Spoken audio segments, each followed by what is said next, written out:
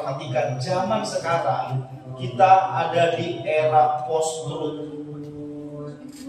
Zaman post-truth itu adalah pasca kebenaran.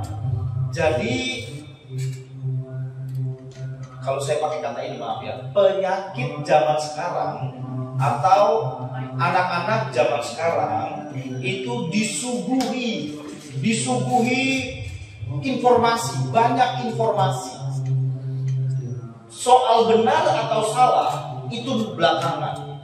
Tapi yang penting kita ini sudah overload terhadap informasi.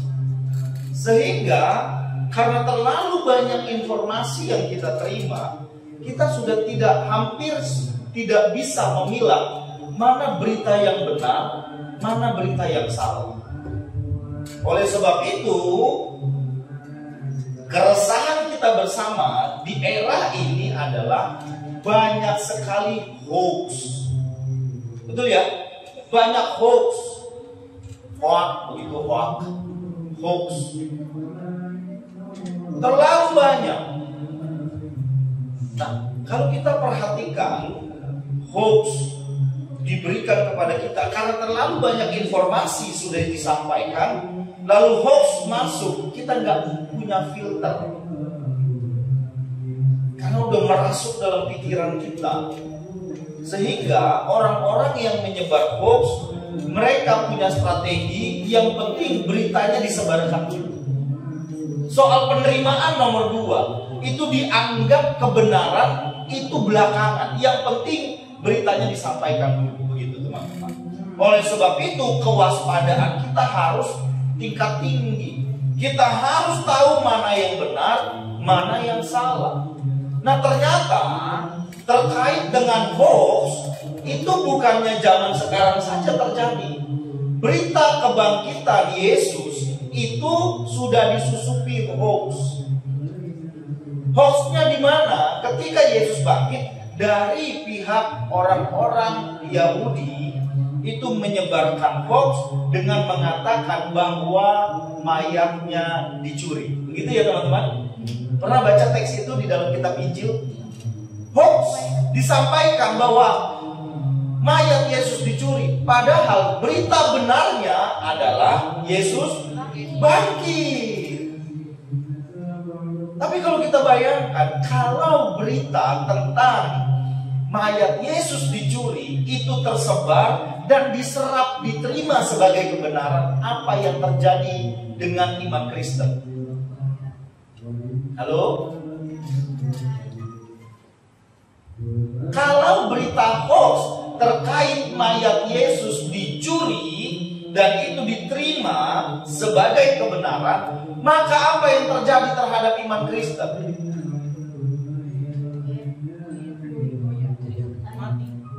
Mati. Lalu regu A, regu B? Goyang.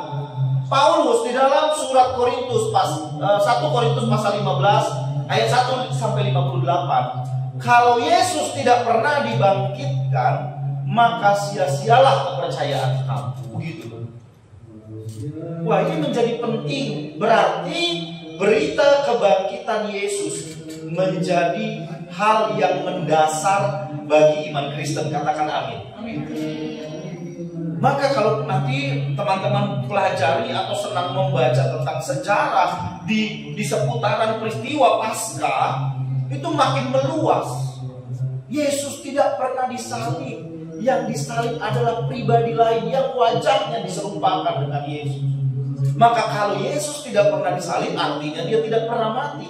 Kalau Yesus tidak pernah mati, maka tidak ada peristiwa kebangkitan. Maka lunturlah semua bangunan iman Kristen. Menjadi sia-sia.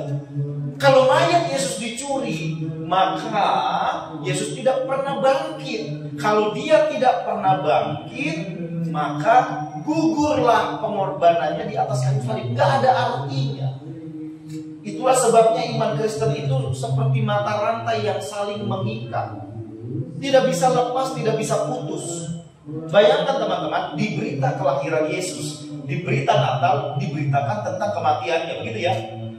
Dan di dalam perjalanan kehidupan Yesus ketika dia melayani, dia tidak hanya memberitakan tentang kematiannya, tapi dia juga memberitakan tentang kebangkitannya. Jadi ini seperti mata rantai yang saling terkait.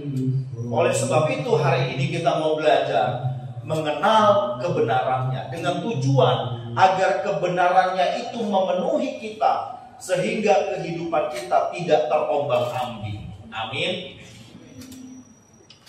Dengan mengenal kebenarannya, hidup kita bisa semakin kokoh, sebab kebenarannya adalah dasar yang teguh bagi kita orang percaya untuk menjalani kehidupan ini. Oke. Apakah kebenaran itu? Pertanyaan ini semakin sulit dijawab di zaman ini. Sebab tadi penyakitnya adalah segudang informasi masuk, sehingga kita mana yang benar, gitu kan? Tapi karena otak kita overload, kita hampir tidak bisa memilah. Next slide. Yesus bilang seperti ini. Saya membuat ini menjadi lebih mudah untuk dipahami. Akulah jalan dan kebenaran dan hidup. Tetapi bacanya begini, akulah jalan dan akulah kebenaran dan akulah hidup. Begitu ya teman-teman. Ayo kita baca bersama-sama. 3 ya.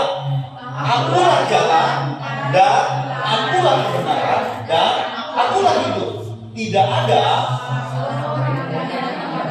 kalau tidak melalui aku. Yang menarik dari sini, Yesus menunjuk kepada dirinya sendiri bahwa dialah kebenaran itu. Amin. Dialah kebenaran itu. Ini menunjuk seluruh eksistensinya. Bahkan ini menunjuk peristiwa sebelum Natal, sebelum Yesus ada secara fisik, bahwa dia merangkum seluruh perjalanan hidupnya sebagai dia adalah jalan, dia adalah kebenaran, dan dia adalah hidup. Orang-orang Kristen berpikir bahwa Yesus itu, ada orang-orang Kristen yang berpikir bahwa Yesus itu ada ketika atau setelah peristiwa Natal. Tidak.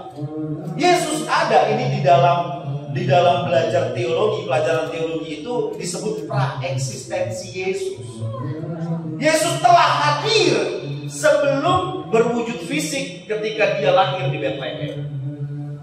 Kalau teman-teman membaca Alkitab di dalam Perjanjian Lama, lalu ada tulisan malaikat, M-nya besar, lalu Tuhannya besar semua, itu menunjuk kepada Yesus. Itu disebut Kristofani. Sama-sama katakan Kristofani. Yesus yang pernah ada, diadakan. Ini kalimat saya. Yesus yang pernah ada di dalam praeksistensinya, diadakan dalam wujud fisik, oke? Dan akan ada kelak. Dalam bahasa Alkitab, dia akan datang. Yesus yang pernah ada, yang diadakan, dan akan ada. Amin. Nah, dia menunjuk dirinya sebagai kebenaran itu. Oleh sebab itu, definisi terkait pertanyaan apakah kebenaran itu bukanlah satu kalimat yang bersifat teoritis, tetapi ini menjadi penting bagi kita. Next slide.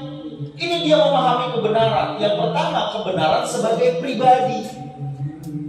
Kebenaran itu wujudnya pribadi, yaitu pribadi Yesus. Oleh sebab itu, ini menjadi penting bagi saya dan saudara. Yesus tidak mengidentifikasikan dirinya sebagai pembawa kebenaran.